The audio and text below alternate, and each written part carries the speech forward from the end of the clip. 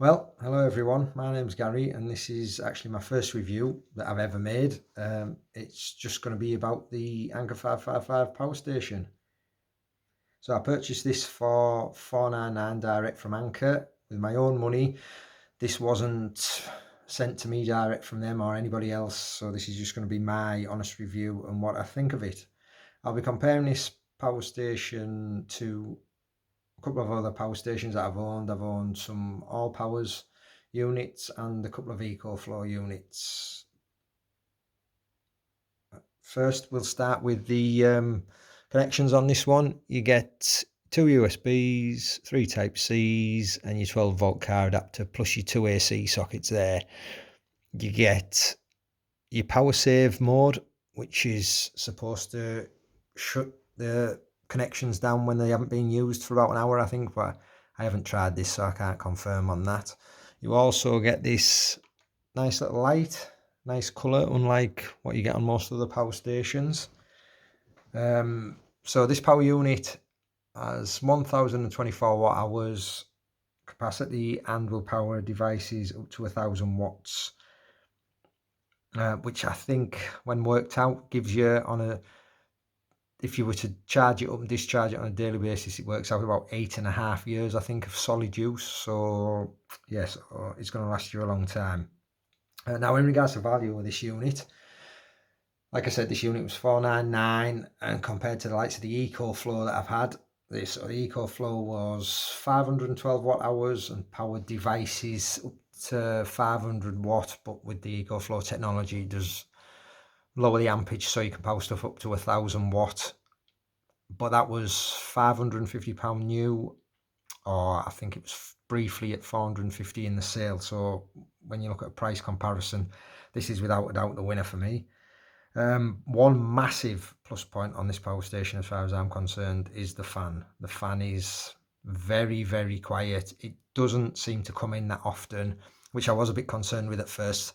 And I contacted Anker and they told me, no, it's perfectly fine. I think I was running something of about 400 watts on this, and the fan still hadn't come on within 20 minutes. But then it did come on, and I did check with them, and no, everything's been all right. But when you're comparing it to the fans of the other power stations, especially the EcoFlow, the fan on the EcoFlow is exceptionally noisy. I bought this to go in my camper van, and I just couldn't use the EcoFlow in my van if I was trying to, say, watch TV or something on a night.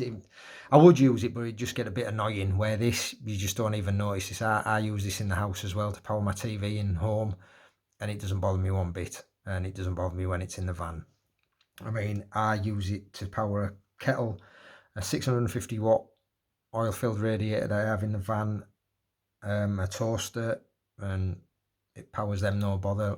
As long as it's under 1000 watt, that's fine. It's, when you watch some other reviews, they say the efficiency comes out about 90%, which is, I would agree with, and that's very, very good. I've not had another one that comes out with that I've tested. So yeah, that's good.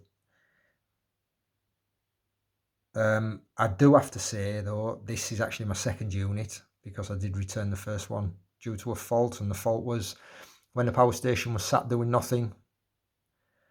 Over the course of about 7 or 8 hours, it would drop around 1 to 2% in capacity, and it would just do that every day, as long as it was left, doing nothing for that period. It would constantly drop capacity, which is just not normal, and power stations shouldn't be doing that.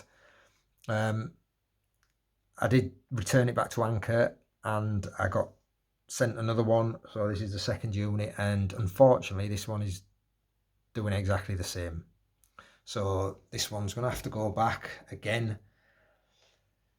I don't think I'm going to try a third, but I might, as one last attempt, because I just think this is the best value one out there. I just think there's no other power stations, LifePo 4, that come close to this one for spec and cost. I mean, this one isn't particularly light. It's about 13 or 14 kilos. Yeah, you can still lift it, move it about, and there is other ones that are a lot heavier. So it still does the job. You can still move it. It just is a bit heavy.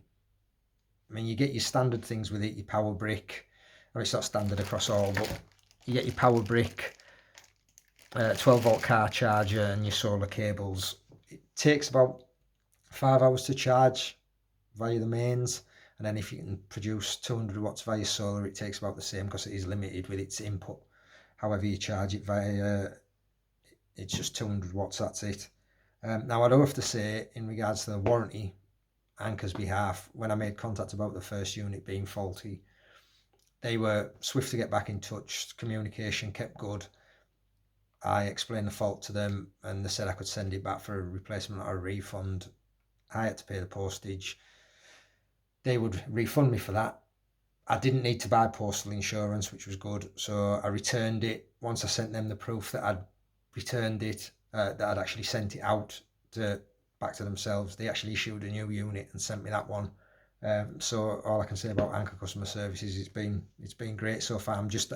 I've been in contact in regards to the issues with the second one. I'm just waiting for the authorization to either get a refund or get a replacement. But I just think if you're looking for a power station, take my faults aside, it's definitely worth giving this a try because there's nothing else out there at this price point. Anyway, I hope somebody or a few people find this helpful, and thanks for watching.